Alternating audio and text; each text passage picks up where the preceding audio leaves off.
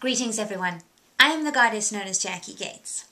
Isn't it funny how the universe, the world, delivers lessons to you, usually when you're least expecting it, but almost always in bundles. It's like you get a little bit of a lesson and then you get, if you're open to receiving it, you get a whole lot more. Well, that happened to me. The first little bit of my lesson was from a blog post from my mentor, Diane Hoffman, about passion. I am known to be somewhat passionate about things, but I've always been looking for that thing that would drive me to be a huge success. Another came from a call this morning from my good friend Nicole Darden, who has recently started to really take seriously her network marketing business. And I could hear the passion in her voice. I could hear the excitement. I could hear the change of attitude. And then another blog post from Jonathan Fields, who wrote the great book Career Renegade.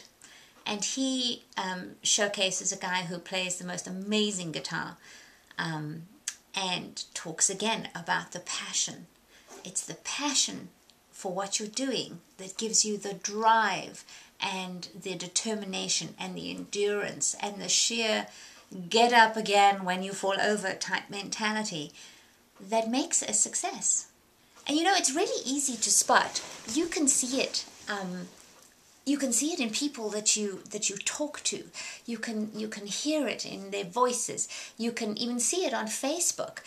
It's why I watch sport, because you can see that determination of a guy that will throw his whole body at a base.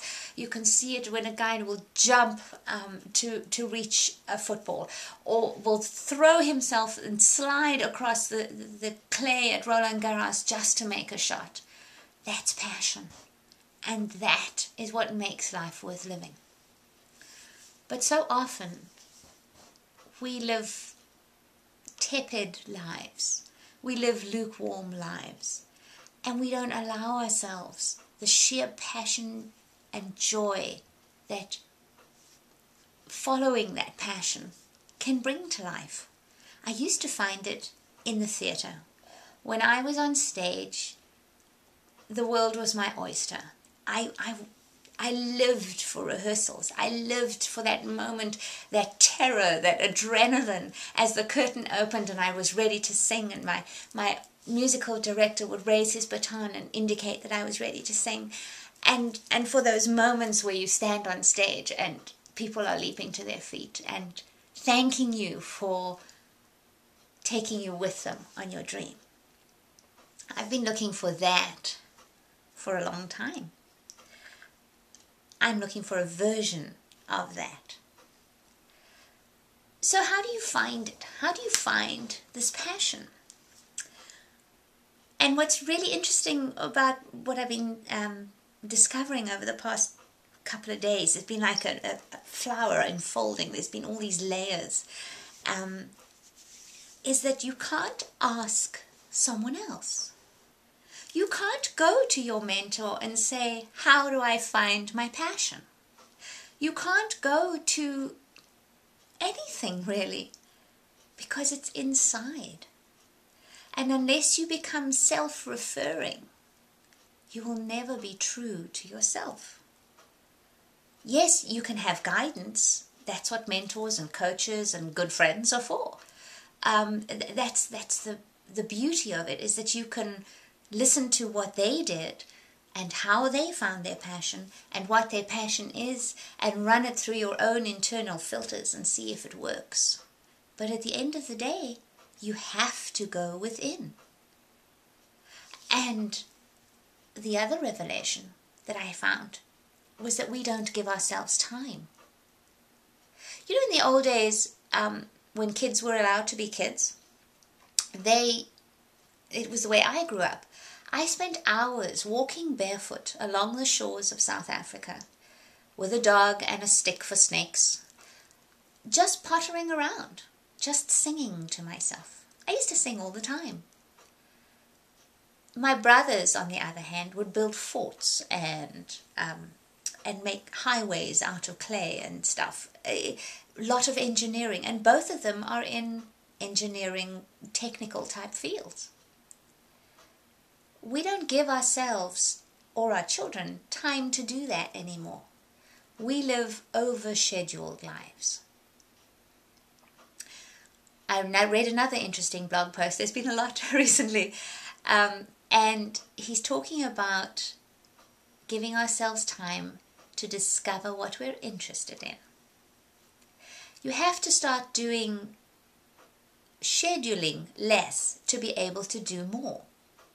For example, if you give yourself an hour to wander about a bookstore, wander about a library, on the internet if you have to, but if you find something that triggers an interest, you need to give yourself time to explore that interest, to embrace it fully, to see if it resonates with you, to see if you can get excited about it, to see if you can add it to this amazingly complex mosaic that is you. I didn't discover that I loved and am passionate about decorating and making my home into a sanctuary and all the things that entails, crafts and feng shui and woodwork and learning home maintenance, all the little facets that go into making my home a sanctuary. I didn't discover that until I came to the US.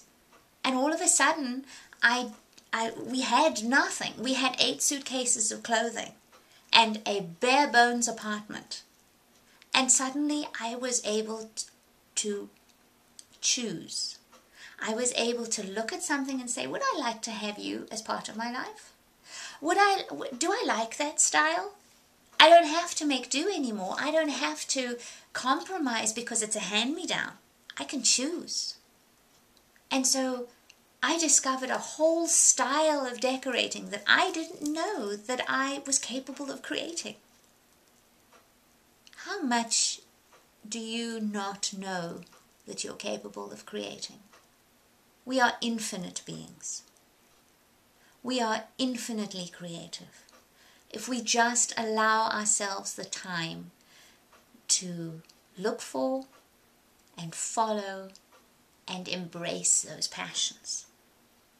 So my call to action to you today is to give yourself a little time to explore something that tweaked your interest.